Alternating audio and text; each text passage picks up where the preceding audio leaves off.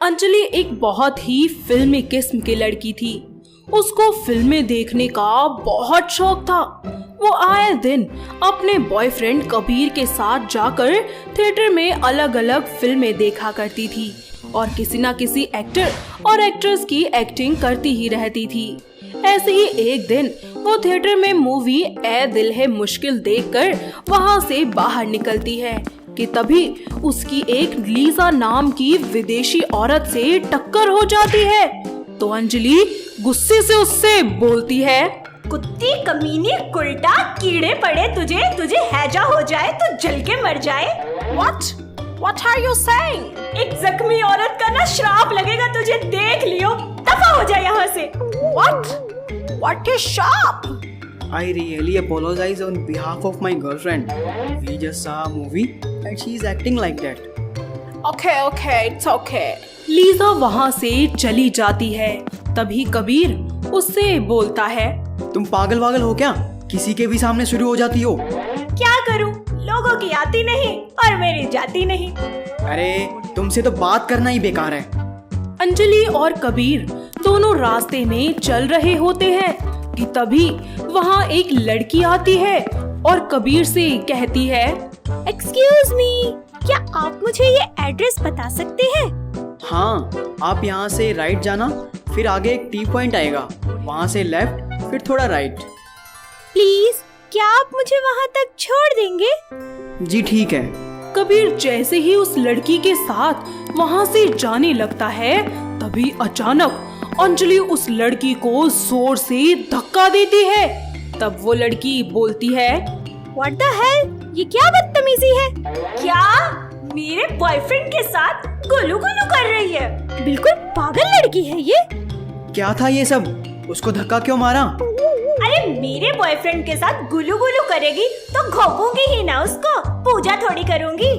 अच्छा, तो बहुत बड़ी गुंडी है तू। अच्छा छोड़ो, अब से नहीं करूंगी ये सब। खा मेरी कसम। मर जाएगा तू। ऐसे ही समय बीतता जाता है और दोनों ही अपने अपने घर वालों को एक दूसरे के बारे में बता देते हैं, जिसके बाद घर वालों की रजामंदी से उन दोनों की बड़ी धूमधाम से शादी हो जाती है। कबीर अंजलि को विदा करके अपने घर ले आता है। ऐसे ही शादी के कुछ दिन बाद जानकी देवी अंजलि को बोलती है, अरे ओ महारानी, अरे आज की चाय मिलेगी या नहीं? लाई माँ जी। अब कोई फिल्म मत देखने लग जाइयो। माँ जी, कितना काम करवाती हैं आप मुझसे? अरे जितना खाती है ना तू, उतना ही काम करवाती हूँ तुझसे।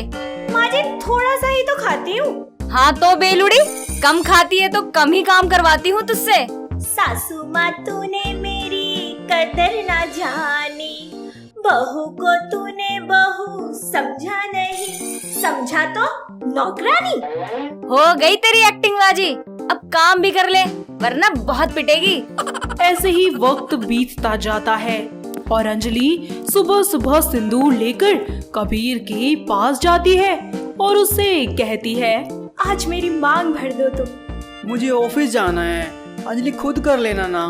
एक चुटकी सिंदूर की कीमत तुम क्या जानो कबीर बाबू, हर औरत के सर का ताज होता है एक चुटकी सिंदूर, ईश्वर का आशीर्वाद होता है एक चुटकी सिंदूर। पागल हो पूरी की पूरी। इतना बोलकर कबीर वहाँ से चला जाता है। इस तरह जब वो शाम को वापस घर आता है तो अंजलि उससे कहती है, एक चुटकी सिंदूर की कीमत तुम क्या जानो कबीर बाबू, हर औरत के सर का ताज होता है एक चुटकी सिंदूर, ईश्वर का आशीर्वाद होता है एक चुटकी सिंदूर। कोई काम वाम कर लिया करो पूरे दिन, बस फिल्मी भूत लेके घूमती रहती हो। एक चुटकी सिंदूर की कीमत तुम क्या जानो कबीर बाबू। अंजलि बार बार जब कबीर के सामने एक चुटकी सिंदूर का डायलॉग मारती है तो वो परेशान होकर उससे बोलता है, मैं बताता हूँ तुम्हें, एक चुटकी सिंदूर की कीमत, बिजली का बिल 5,000, तुम्हारे हर महीने के खर्चे 20,000, घर का खर्च 30,000, टोटल हुए 55,000 और एक चुटकी सिंदूर की कीमत। कहाँ मैं 5,000 में मजे ले रहा था। अरे अब मत पूछना एक चुटकी सिंदूर की कीमत, समझ गई? ऐसे ही समय बीतता जाता है और पूरा परिवार एक दिन एक साथ बैठकर खाना खा रहा होता है कि तभी कबीर अंजलि से बोलता है। सुनो अंजलि, हाथ हटा, क्या हुआ? हाथ हटा। अरे क्या हुआ अंजलि? चुप कर बुढ़िया। सुनो अंजलि, बहुत हो गया तुम्हारा फिल्मी ड्रामा। मुझे छू रहा था, छू छू ना, आजा। बहू, अरे क्या हो गया तुझे? ए बुढ़िया, अब तेरा भी मुंह तोड़ दूंगी। मुझे छूने की हिम्मत की, साला कुत्ता कमीना। अब तुम ही बताओ ना कि कोई आदमी तुम्हें छुएगा तो तुम्हें गुस्सा आएगा ना? तो मैंने भी उस पर गुस्सा कर दिया। हल्दी क्यों लगाई, हल्दी क्यों लगाई, एक ही बात बार बार पूछे जा रहा था। अरे औरत हल्दी नहीं लगाएगी तो तेरे जैसे आवारा सांड लगाएंगे। अरे ये क्या हो गया तुझे? तो माँ जी, कैसी लगी मेरी एक्टिंग आपको? तू ये एक्टिंग कर रही थी?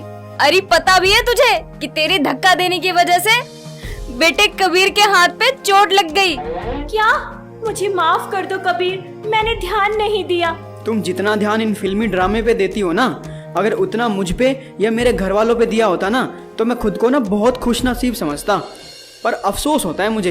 ये तुम क्या बोल रहे हो कबीर? तो क्या बोलूं, ऑफिस से घर आता हूँ थका हारा। कभी प्यार से पूछा तुमने कि कबीर कैसा गया तुम्हारा दिन? अरे हम दोनों कितना डर गए थे कि क्या हो गया है तुम्हें, और इसको यह फिल्मी ड्रामा सूझ रहा है।